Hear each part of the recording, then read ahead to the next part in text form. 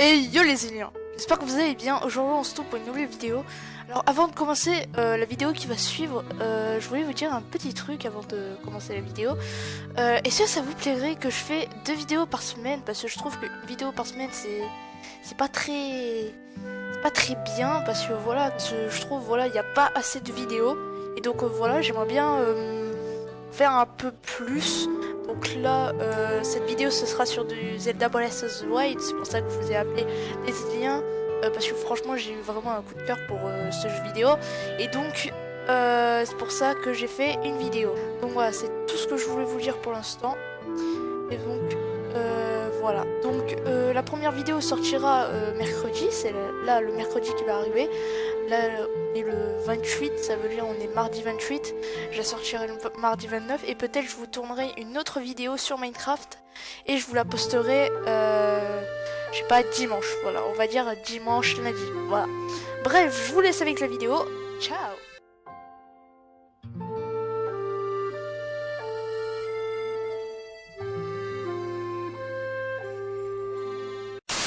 Et bien bonjour à tous et à toutes les amis, c'est Nézé, j'espère que vous allez bien. Aujourd'hui on se retrouve pour une nouvelle vidéo et aujourd'hui je vais vous faire une petite review d'un petit jeu que j'ai beaucoup aimé qui s'appelle The Legend of Zelda Breath of the Wild. Alors je vais vous raconter un peu son histoire et pourquoi j'ai bien aimé ce jeu. Allez, c'est parti.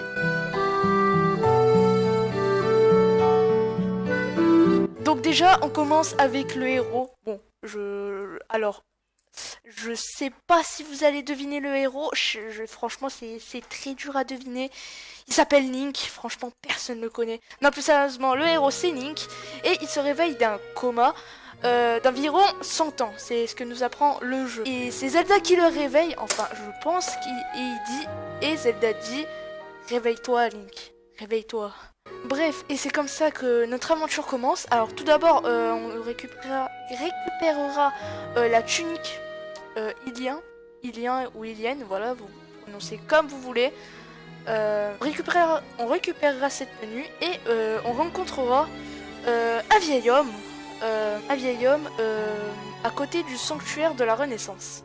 Enfin, ouais, le sanctuaire de la Renaissance. Ensuite, dès qu'on lui parle, Link, on va dire ça comme ça, a vu qu'il avait une paravoile. Et il demande s'il pourrait la prendre pour aller s'aventurer et tout dans la nature et sauver Zelda. Et en fait, la personne âgée, on va pas l'appeler le vieux parce que voilà, c'est pas trop vieux, ça serait violent quand même. Il dit si tu termines les 4 sanctuaires à côté, juste à côté, ça veut dire on contrôle avec la tablette Sheikah et tout, la pouvoir de force, avec le cinétis et tout, voilà. Et ben, il nous donnera la parabole. Une fois qu'on a fini tout ça, on va le voir et il va nous expliquer l'histoire du fléau Ganon. Et en fait, on apprend que cette personne est en fait le père de Zelda qui s'appelle Roam Boferus, je sais plus quoi.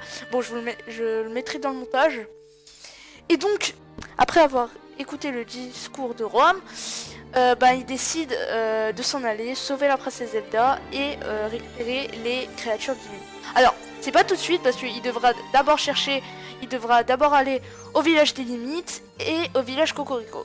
C'est l'inverse en fait. Il doit d'abord aller au village Cocorico et après au village des limites. Pour bien avancer dans la voiture, comme ça il trouvera les 4 créatures divines qui sont au village Piaf, au village Goron, au village Gerudo et au village Zora. Donc voilà, donc c'est un peu le résumé de ce Zelda. Ah aussi, il faudra chercher des souvenirs pour avancer dans la voiture et comme ça il se souvient un peu de Zelda et tous les prodiges qu'il a rencontrés. Bref, donc maintenant je vais vous dire ma note sur ce Zelda Breath of the Wild. C'est parti.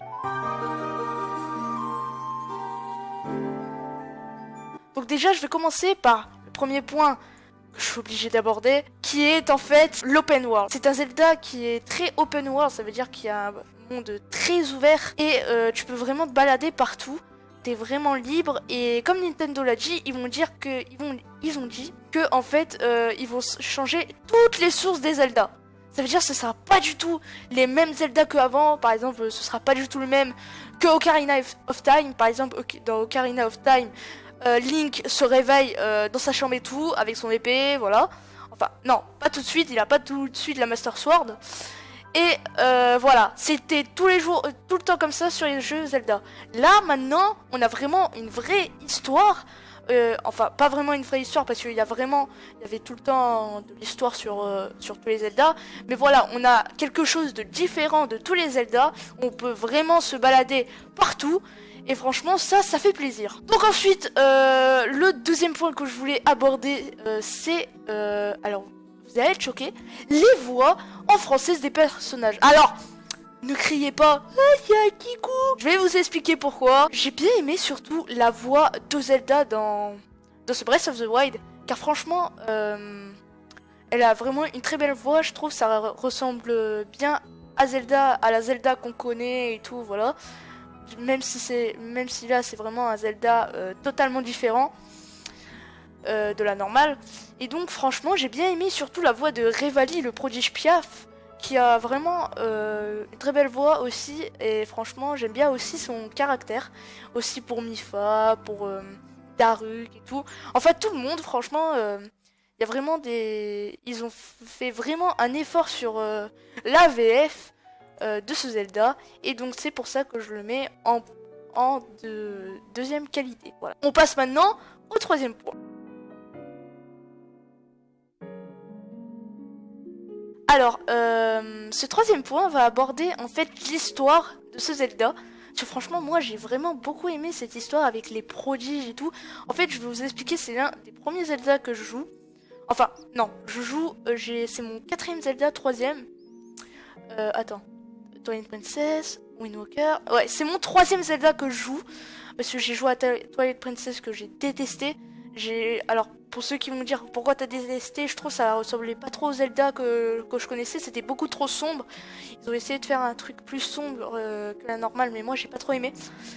Et donc, pour moi, voilà, c'était pas le meilleur Zelda, c'est pour ça que j'ai pas trop aimé. Ensuite, Wind Waker, j'ai bien aimé. Franchement, j'ai bien aimé ce côté graphique et tout. Mais mon préféré restera Breath of the Wild. Même s'il serait sorti il y a 3 ans et tout, j'aurais vraiment bien aimé. Car franchement, l'open world et tout, moi, ça m'intéresse gravement. Et franchement, je trouve que c'est un super bon jeu. Bref, le troisième point. Alors, le troisième point que j'ai bien aimé, c'est avec les Korogu. Franchement, j'ai vraiment bien aimé. Parce que voilà... Parce que pour trouver les Korogu et tout, il y a des petites énigmes et tout pour chercher les Korogu. Franchement, il faut bien les chercher et tout. Et moi, j'ai bien aimé où on peut améliorer sa sacoche et tout. Moi, j'ai vraiment bien aimé. Et comme je vous l'ai dit, c'est mon 3ème Zelda que je joue. Et donc voilà, donc ça, les Korogu, j'ai bien aimé. Voilà, vous savez que j'aime bien ce Zelda, hein, ça se voit. Et donc c'est pour ça que moi je mettrai la note de 19 sur 20 parce que pour moi un jeu vidéo n'est pas parfait, même si celui-là est presque parfait, mais pour moi voilà, un jeu n'est pas parfait. Ceci serait vraiment parfait, franchement j'aurais mis un 20 sur 20, mais je trouve qu'il n'est pas parfait parce que ça n'existe pas les jeux parfaits. J'espère que cette petite vidéo annexe vous aura plu. Dans tous les cas, n'hésitez pas à vous abonner à ma chaîne YouTube et on se retrouve bientôt pour une prochaine vidéo. Du coup, je vous dis ciao.